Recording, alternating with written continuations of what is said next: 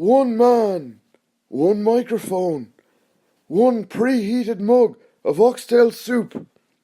This is the Bert Show.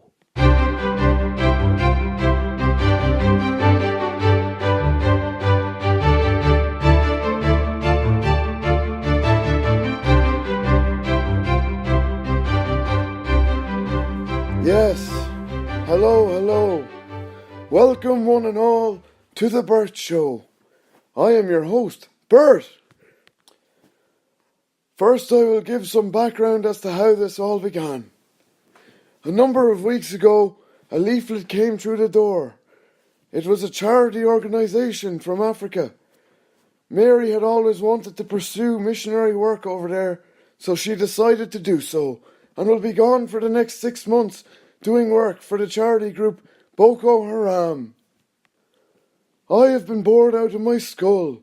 A friend of mine suggested I start a podcast, just like every other Tom, Dick and Harry, and Bert.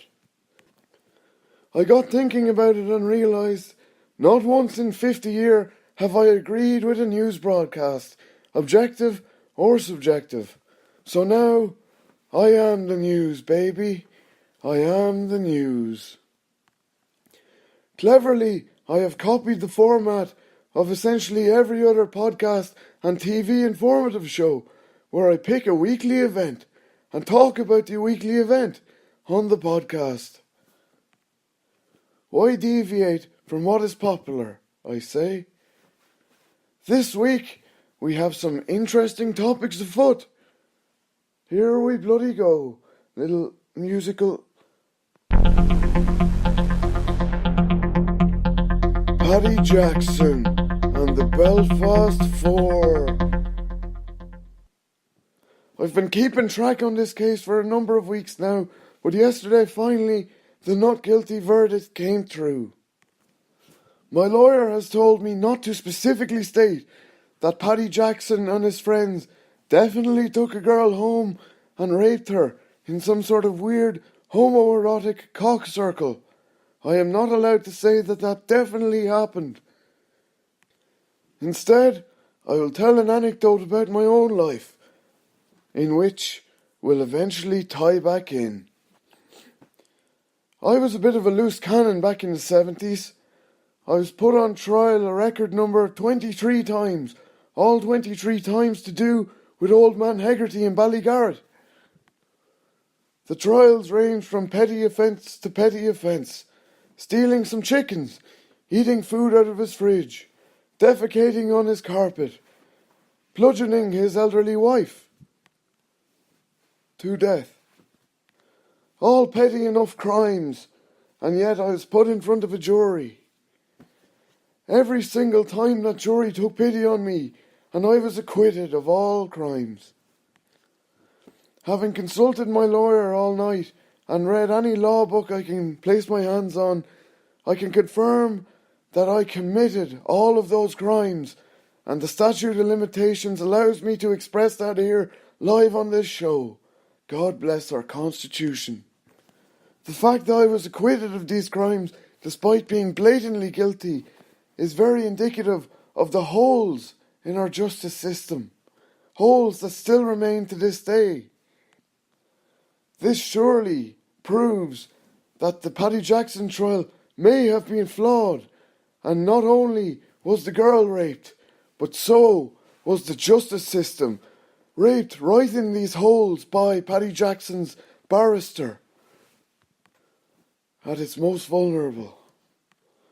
One thing that's come out of the case have been opinions. Social media is rampant with opinions on if they side with him or side with her. Personally, I do not agree with it.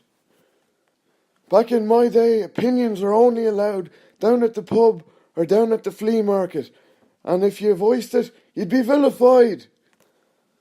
People of my generation believe opinions should be kept largely only by those with opinion-based jobs, such as TMZ Online or greengrocers. Before social media, there was no such thing as opinion at all.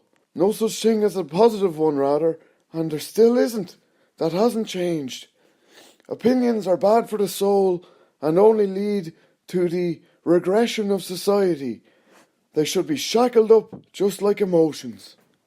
It's the only way the human race will thrive again. With regard directly to the case again, one thing is for certain. Paddy Jackson and those men will have to live with this for the rest of their life. Their name slandered. Never before has the name Jackson been slid through the mud in a trial based on sexual offence. Safe to say I'll never be able to listen to the Johnny Cash and June Carter duet of Jackson ever the same again. With regard to the defendants using their rugby superstar status to try and get off, well, I have a lot to say about that. Back in my day, rugby wasn't played at all. We played catch the spanner. And by God, after a day's game of catch the spanner, all the lads were too weary, tired, and injured to rape a soul. Bring those days back, I say. Bring those days back. Again, I am not allowed to comment directly on the case or what I think happened. We have no money here to pay the libel. However, I will share with you an old family motto passed down the generations to me, and a motto in which I have passed down to my own children. It goes like this. If there is blood on the scene of consensual sex, it's probably rape.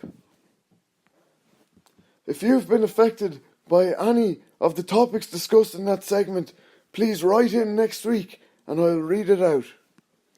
For now, we move on to a song.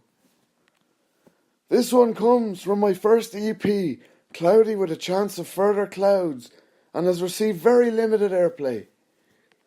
It's called Prince of Spain, and I hope you enjoy it. Take it away. Lately I've been thinking... Okay, that's enough of that. It turns out that I forfeited any rights to play the song last week when I sold the rights to Paul McGuinness and Bono for a pack of minstrels and €24,000. Artistic integrity does indeed have a price. We will move on now to our next topic, and I have discovered a sound effect that will perfectly introduce it. Here we go.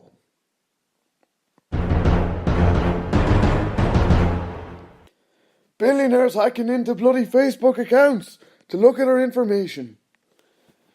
This week, Cambridge Analytica were... I've got a cease and desist letter from Bono. I only played 2 seconds of it, Bono, you fucking idiot. Go back to fucking Africa. Cambridge Analytica have been uncovered this week, along with Mark Zuckerberg, founder of Facebook. Together they've been not convicted but accused of stealing people's information and using it in an attempt to influence the American vote. Also, in the media, it says here, closer to home, Leo Varadkar has been accused of using this technology as well to send out sonic waves to make his constituents and indeed the country homosexuals to fit his agenda. There'll have to be an hour-long special on that next week. For now, we will focus on the American situation.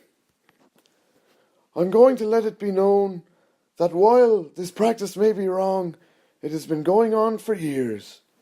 Ever since the 60s, there'd be people on the main street in town with surveys asking you every question under the sun. How many in your family? What car you drive? Your PPS number? Trying to influence elections. Does the fact that there is now a technologically superior, pain-free way of doing it make it any better or any worse? No, it's the same thing. My staunch defence of this has nothing to do with the upcoming article in the Gory Guardian. On the front page, you will see a picture of me with Mark Zuckerberg shaking hands, alleging my links to the beginning of this practice of dirty politics. I assure you that the allegations are false, and that the only reason I'm pictured with Mr. Zuckerberg is I was teaching his daughter Irish grinds. Yes, Irish grinds. Her mocha Neelach has been suffering of late. In any case, it has never been a crime to influence people, and if it was, then throw Cian Toomey away to the dogs, and then throw away whatever key was used to lock him in with the dogs. By God, if someone like Cian Toomey existed back in my day, he'd have been taken to the top of Carrauntoohil as a baby and thrown off like a Spartan. We move on, and it's now time to introduce our first guest. Oh, for fuck's sake, I've just been told by Deirdre, my producer, that as we booked our guest months ago, our first guest was due to be Paddy Jackson, in the expectation that he could talk about Ireland's successful Grand Slam. Fortunately, at least we got it half right, huh?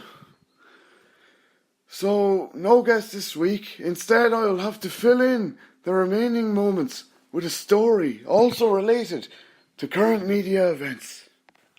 Back in 1961, I was in Russia doing a bit of carpentry work for a woman by the name of Fiona Putin.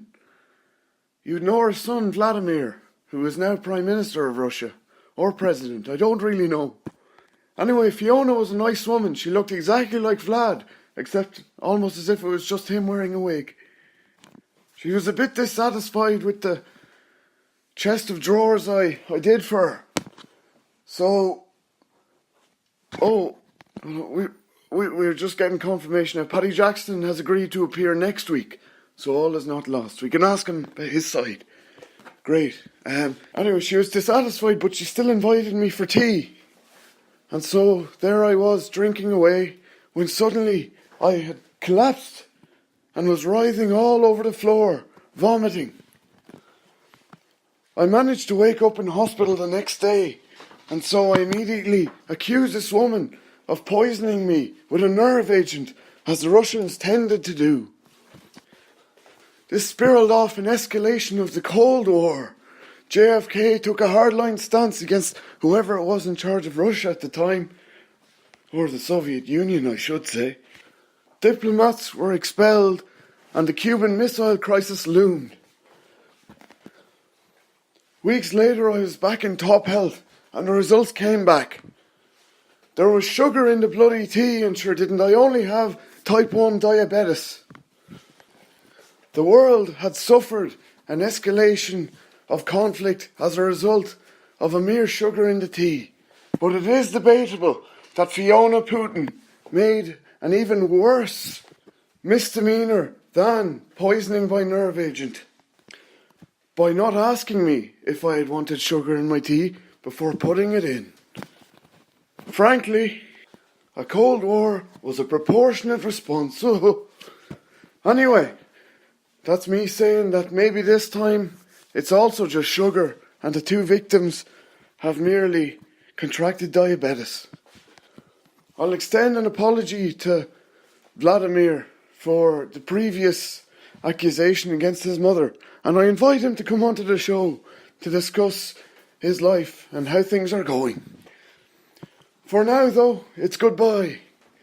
This has been the Bert Show, and it's been an absolute delight to present it to you, live from Planet Bert. I hope you enjoyed the discussion about rapists, billionaires hacking into things, and nerve agents. And I will talk to you again next week. Oh!